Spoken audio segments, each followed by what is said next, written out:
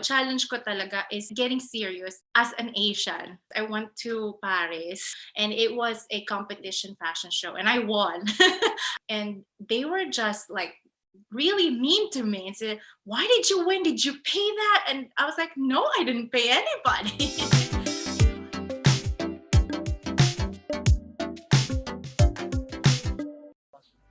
Maraming kwento ng pagtatagumpay ang ating mga kababayan sa abroad. Kilalanin at alamin natin ang kwento ni Aya FARAONI mula sa New York, USA. Gaano na ba siya katagal sa Amerika? 10 years na din. I moved here with my husband na taga dito. And then, andito na. Pero pabalik-balik ako ng Pilipinas once a year for my son's foundation na nagtutulong ng mga bata dyan. Fashion designer si Aya. Paano niya nagamit ang talentong ito? I didn't really start as a fashion designer kasi nung pumunta ako dito sa Amerika, I worked for a bank, Wells Fargo Bank. I was in a banking industry. Tapos, lumaki kasi ako na dala-dala ako ng papa ko always nang mag-travel sila to sell clothes sa medyo bukid-bukid na doon sa lugar namin sa Davao del Norte. So I always have that love for fashion, you know. And then so pagdating ko dito, I was thinking na hindi ako masyadong masaya na working in the bank office all the time and my children is at home. So I was thinking of doing something na magagamit ko yung love ko for fashion and at the same time may time ako sa mga bata ko. You know, when I'm my own boss, then I can manage my time to be with my children while working. So yun, nag-start ako ng Aya's Threads and then gusto kong makatulong din sa kapwa natin Pilipino. So I wanted to bring a Philippine-made product in fashion dito sa US in the global market. So yun na, doon na nag-start yung Aya's Threads. Bakit meron kang ganung love sa fashion? Sabi mo, bata ka pa, gusto mo na talaga yung mga damit. I just have that, you know, satisfying feeling. Kasi pumupunta kami minsan doon sa tribe ng mga Aitas, di ba? And then pag nag-show ako ng mga damit sa kanila tapos binabrag nila sa mga kasama nila, look how good I am pag sinastyle ko sila. And then I have that satisfying feeling na, oh my gosh, I made someone happy and look good today. And it's just a very beautiful, joyful feeling. So, paano ka nagsimula sa Amerika? Yeah, I started also like my dad by testing the products, you know, yung sa bag. Nagtitest ako, selling it under the tent also. Kasi start from small ako. I didn't have any investors back then. So, I only started by myself. So, nagsisell ako under the tent. And then, luckily enough, you know, sa products naman ng Pilipino na maganda naman yung pagkagawa, yung mga tao dito is very interested sa products natin.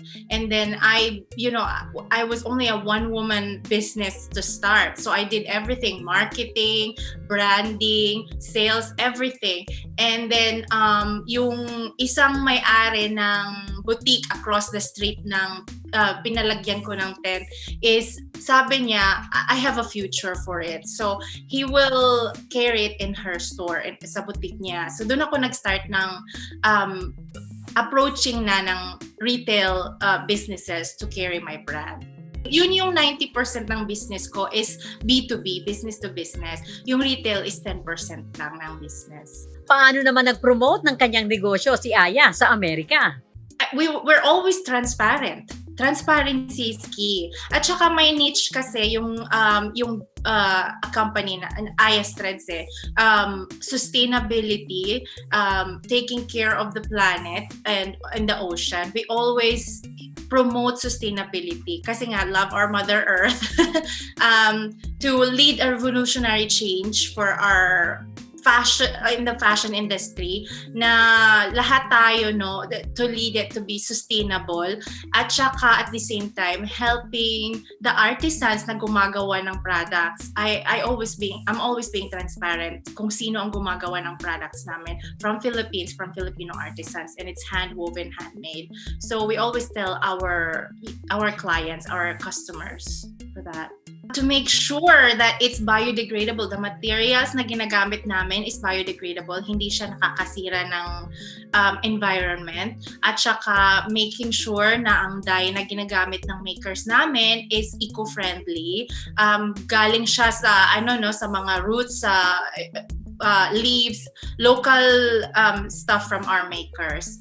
Yun. At saka handmade siya, hindi siya mass-produced, hindi katulad ng nagpapasakit ng fashion industry natin ngayon is yung mga sweatshops, mga pangit yung nila ng mga manggagawa nila. Ano kaya ang matinding idinulot ng pandemic kay Aya? Everybody was affected with the pandemic. As we all know, kasi nga everything changed, parang new normal na tayo. Yung mga manggagawa, yung mga artisans natin is naapektuhan din sila kasi wala masyadong orders. A lot of our boutiques closed then during the pandemic kasi nga walang in-person retail na. So what I did is I moved it into online retail. Yun nga launch kami ng billboard campaign which went very well kasi yung ginamit din namin na face ng billboard is Filipino icon, Heart Evangelista, and it was on Times Square. So maraming hits, maraming views, and then we thrived. So pumasok ka dun sa non-traditional. Pero bago pa ang pandemic, hindi ba? Halos nag-shift na rin ang marketing sa online?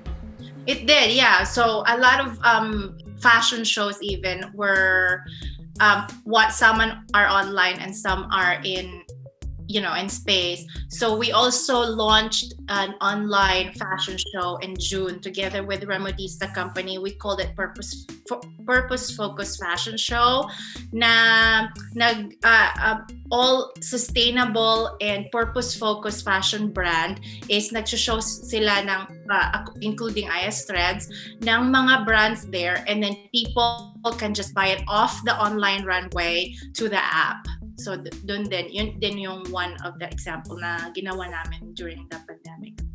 Aya, itong mga produktong itong concept ninyo, hindi ito click lang sa Pilipino, kundi maging sa iba't ibang mga lahi. Dahil lalo pa, nandiyan ka sa New York. Yes, it's so funny, Miss Susan, kasi at first talaga, this is one of the reasons na Filipinos, we have to trust our Filipinos also, because at first, akala ko yung market ko lang is Americans. Kasi, oh my gosh, I don't know if Filipinos will even, notice this because it's made in the Philippines. They see it all the time in the Philippines. So my focus was Americans or, from other countries.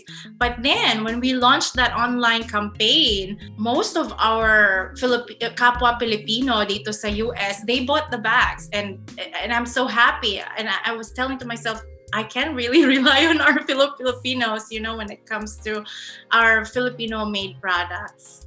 Ano-ano ba mga produkto ang nagugustuhan ng mga customers ni Aya? Kasi yung products ko is bags lang and clothing, nagawa din sa Tinalak Fabrics yung clothing. In-incorporate ko yun with post-consumer textiles na bali eco-friendly pa din and sustainable. Yung mga gusto talaga ng fellow Filipinos dito sa US is yung mga bags, especially yung Capri and Panda Minaudier. And it's important to stay in the behind that purpose and value why I started the business. Eco-friendly, sustainability, helping the communities that I work with. Now people can see what the fashion industry is the fashion industry is affecting our environment, our Mother Earth. Meron tayong climate change na, and they can see that in the charts na yung mga fast fashion is affecting a lot, lalo na yung maraming carbon footprints. So yun. Pero lahat naman dumadaan sa napakaraming mga challenges o hamon sa buhay. Kumusta naman kaya si Aya? Especially nung first time ko, challenge ko talaga is yung getting serious as an Asian. Yun yung first ko. Kasi one example is I went to Paris for a fashion show, and it was a competition fashion show, and I won. I won as best. Congratulations! Thank you. That was one of the first years when I started, and one fashion designer also that was on the competition we went to a photo shoot after, and they were just like really mean to me and said, "Why did you win? Did you pay that?" And I was like, "No, I didn't pay anybody." I won because my products are good, my designs are good, and I answered the questions, correctly. And I was alone because my assistants, my team, were going to the Louvre, and I went there on the photo shoot by myself. So I was like so helpless, and there were 10 of them, and like just like attacking me. But that was one of my challenges, making serious that me as an Asian, as a Filipino, can do it too, can compete with anybody else. So Nanalo ka na ha, nabully ka pa dahil Asian ka, dahil Filipino ka. Yes, I think that's what it was. Yeah. Parang hirap yatang patunayan ang sarili mo because Asian ka, no? Kahit magaling ka. Yes, yun na nga. Always trying to prove yourself. But if you stay, if you stay focused naman sa purpose mo, and you stay happy of what you're doing, yung ginagawa mo is masaya ka, fulfilling naman siya, and always kana have energy to fight. Yan talaga ang malungkot na katotohanan na kinakaharap ng maraming mga Pinoy sa kabila ng kanilang mga pagtatagumpay. Pero bukod sa daigdig ng fashion, may nagpapasaya kay Aya bilang nanay. May 2 siyang anak na mga lalaki, edad 10 at 5 taong gulang. I started it with my older son, Ira, when he was 6 years old. Dinala ko siya sa Pilipinas, dun sa bukid namin, sa Sawata, sa San Isidro and Davao del Norte. Tapos may mga nakita siyang mga bata na, sometimes yung mga bata, ang laki ng butas ng tsinelas nila pag pumupuntang school. Kasi iba talaga yung dito sa US. They have free busing, the parents have cars that take them to school. Tapos sabi niya, "Mom, why is he walking na walang tsinelas or malaking butas na tsinelas?" And sabi niya, "And look, the bag is just like a grocery bag." And then I said, "Well, it's different here. They don't have school bus that will take them to school every day. So they have to walk miles, and their shoes, they don't have much money to buy new shoes all the time." Doon niya nakita, sabi niya, "I want to help. I want to do something." So yun, gumawa kami ng mission trip na every year. So we were able to help children there to replenish their tsinelas, and then buy them proper backpacks and school supplies. At saka nag-aano din kami ng feeding program for undernourished children. And he was actually named as one of the 50 kid heroes of the United States sa ginawa niya through by GoFundMe.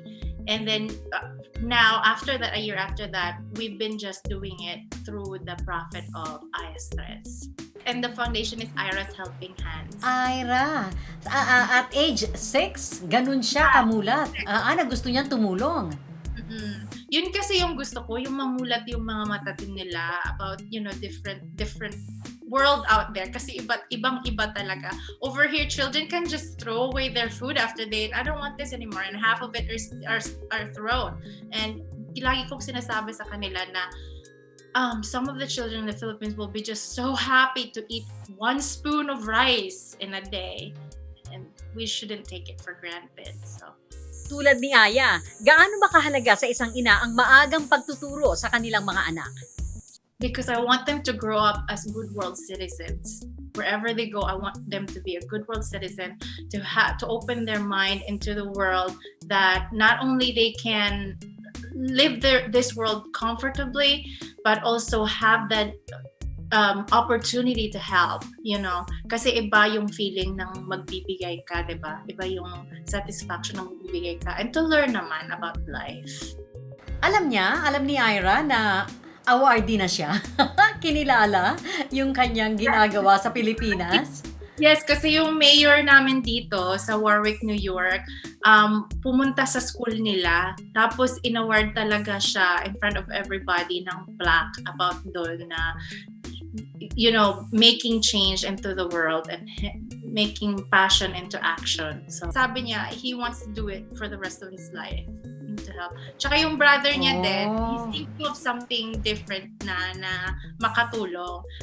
In the making pa, kasi at first sabi niya, he wants to do a shoe drive or maybe toy drive, but I think when I bring him to the Philippines this year, mag-open na yung travel natin, no? Travel restrictions natin. We're planning to go back, and we're gonna find a school to rebuild there in our province and help our children to have a more comfortable learning experience. So I think he'll find his project on what he wants to do, the little one. And my husband too, Robert, he's very supportive of everything. At ano namang lessons ang iniwan sa'yo nitong pandemic? Yung lesson always na inaano ko, pandemic man o hindi, yun na nga, yung mag-stay ka sa focus mo, don't shift. Kasi yung ano ko talaga is sustainability and helping other people. And I always stay on top of that. Maybe you can incorporate other marketing style during the pandemic, but always stay to the value and focus of your brand. Always innovate. Kahit anong panahon pa, kahit pandemic pa, or whatever happens to the world, always try to shift into how the world is, and you'll stay afloat. You'll stay on top. Anong inspirasyon, anong mensahe ang gusto mong sabihin sa mga fashion designer na katulad mo at gusto itong ginagawa mo, saan man sila naroroon sa iba't ibang panig ng mundo? Pursue your dreams. Don't be afraid of anything. Maybe if you want to start small at first, do that. And also try to find mentors. I wasn't able to mention that earlier, no? I have a board of mentors na educate sa akin kung anong gagawin. And I know sometimes tayo mga Pilipino, it's hard for us to ask for help, to ask for advice sometimes, but it's needed in this industry. And try to always stay in your purpose, focus, and find a niche of what fashion style you want to put out, what fashion style you want to do, because yung niche mo, yun yung magpapa-segregate sa'yo sa sa medyo mas style na ng fashion. With or without pandemic, fashion will stay. Yes, it's always staying. Us, Filipinos, when we go abroad naman, no, we always just limit our dreams. We always make it stay here. Dream up there, like way up high to your head, because most of the time you'll reach the head part. And then, but you're okay because you're still above what your dream was. So dream big, dream bigger. Thank you very much, Aya FARAONI, sa pagbabahagi ng iyong kwento mula dyan sa New York, sa Amerika. Mahigit 24 na taon nang naglilingkod sa ating mga OFW at kanilang mga kamag-anak saan man sa mundo.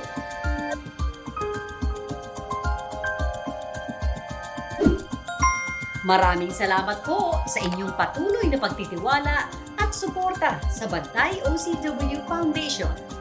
Patuloy po tayong magtulong-tulong para mas marami pa tayong matulungan. Follow us on YouTube, Facebook, and Twitter. Mula sa Inquirer.net, Inquirer Television, at Radio Inquirer Online, sincerely yours, Susan K.